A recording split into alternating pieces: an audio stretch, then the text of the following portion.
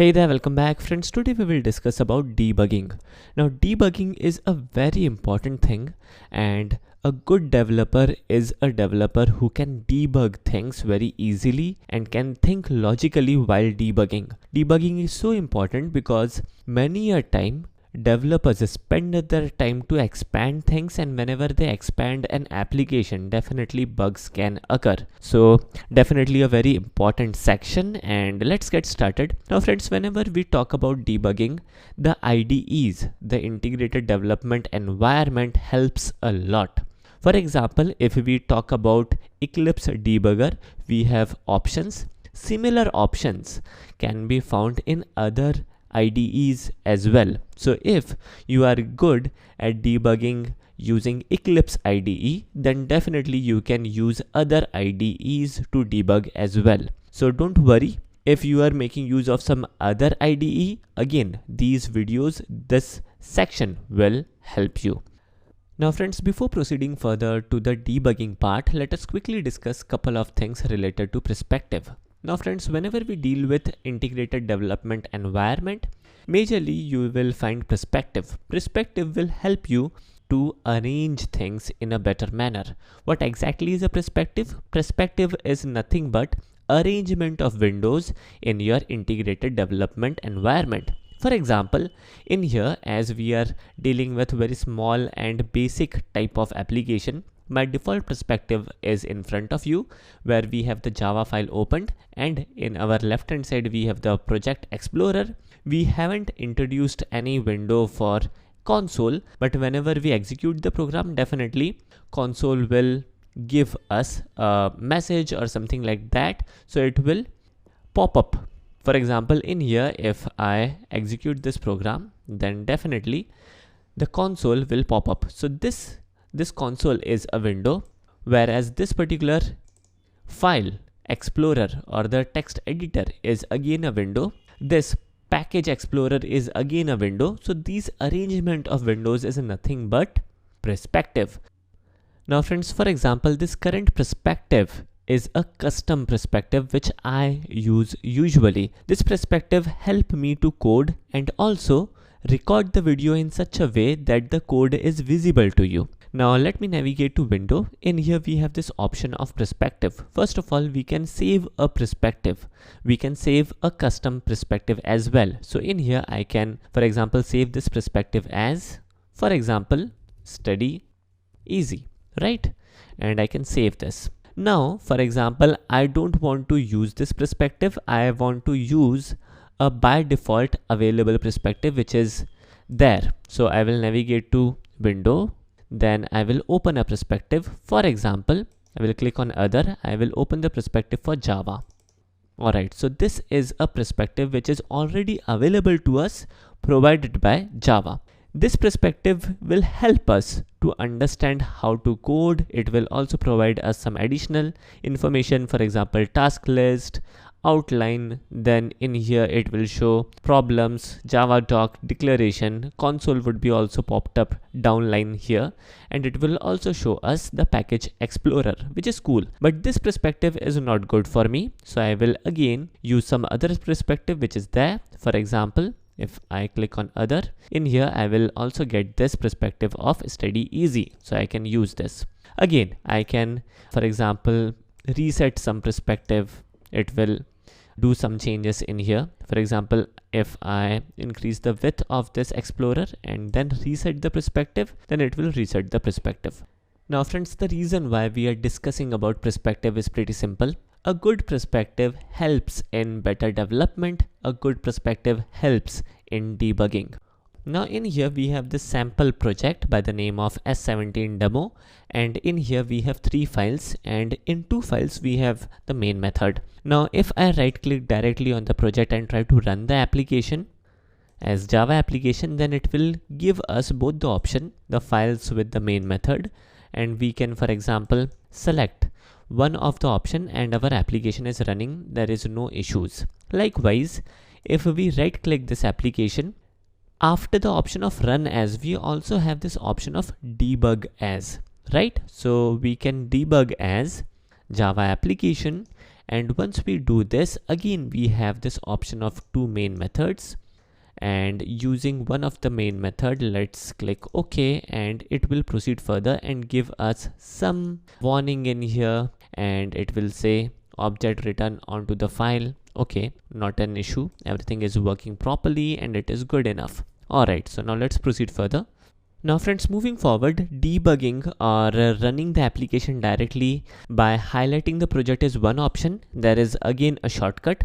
Just beside this run icon, we also have this icon like a bug, and this debug icon help us to run the application. For example, in here, if this file writeObject.java is highlighted, then I can directly run this application by clicking on this icon debug. So let me click on this, and again we are able to see the output which is proper. Alright, so this is cool. Now till now there is absolutely no difference between debugging an application or running an application. So how we will debug the application, or how debugging is helping us?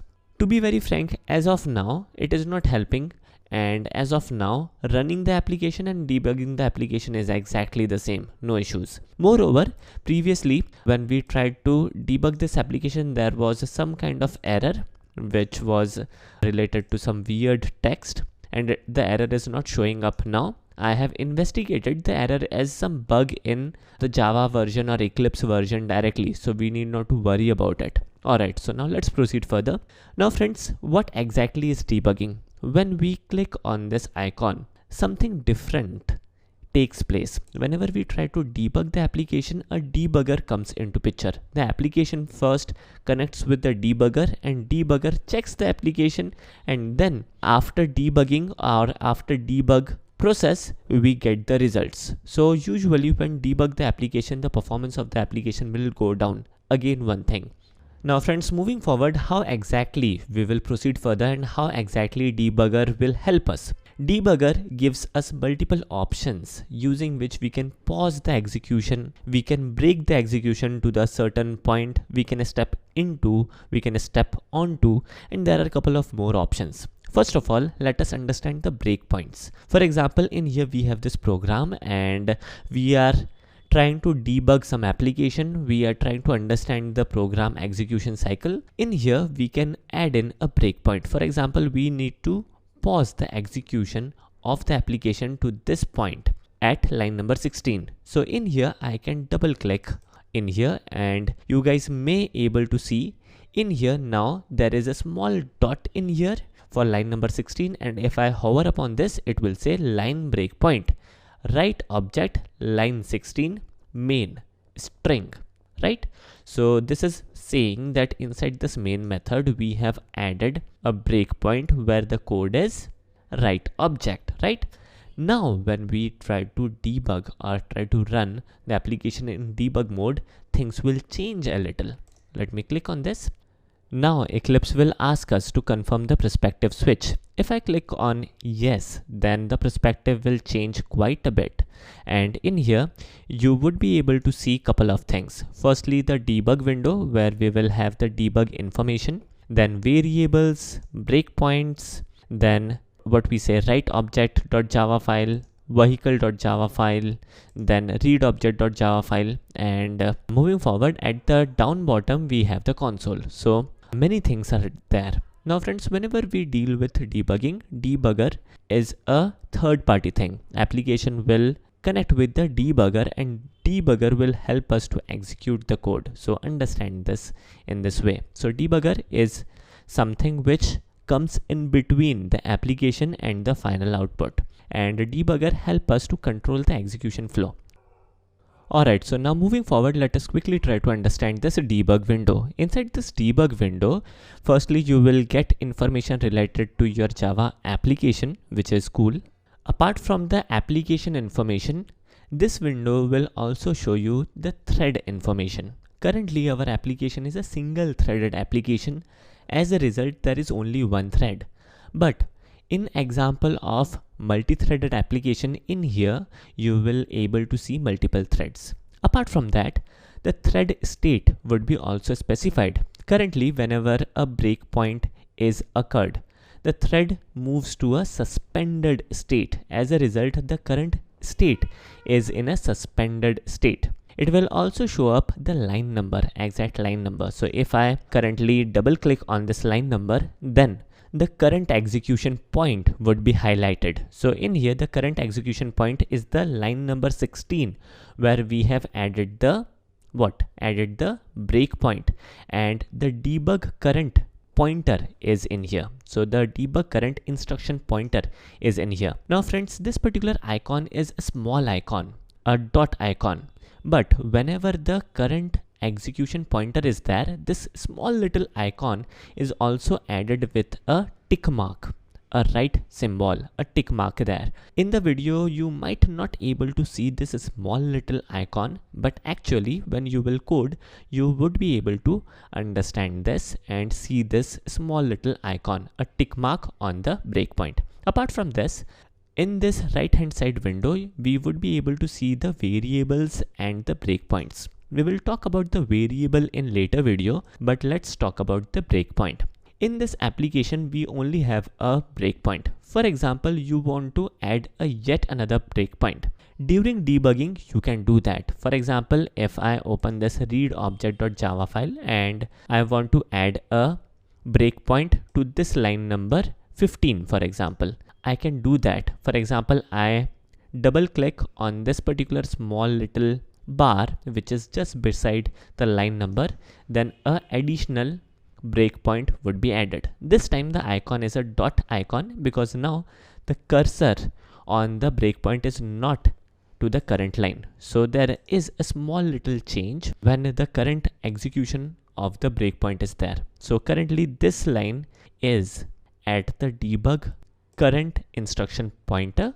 As a result, there is a small little icon in here, a tick symbol, and in this particular breakpoint there is no tick because this breakpoint haven't been reached. So that's a small little thing. Definitely debugging is a complex thing and it will take time for you to understand exact process, and practice will make you good. So try to experiment, try to check, try to debug your application using the debugger. That will help you a lot. Moving forward, in here we have two options for breakpoints. First option is whenever the pointer reaches the debug, either suspend the thread or suspend the VM. If we suspend the VM, then definitely the application will terminate. Alright, so now we have two breakpoints. Now friends, whenever we double click on these breakpoints, the exact breakpoint line would be highlighted. So in here, for example, currently the file highlighted is write_object.java. If I double click on read_object on Java, then the breakpoint of the read_object.java would be highlighted. Even if the file is closed, even then the file would be loaded and we would be able to see the breakpoint, so which is again a good thing. Alright, so I suppose the video length is too high, so we will end this video as of now and we will discuss more about debugging. We will discuss more about this debugger thing in our future video. Hope you guys enjoyed it. Thanks for watching.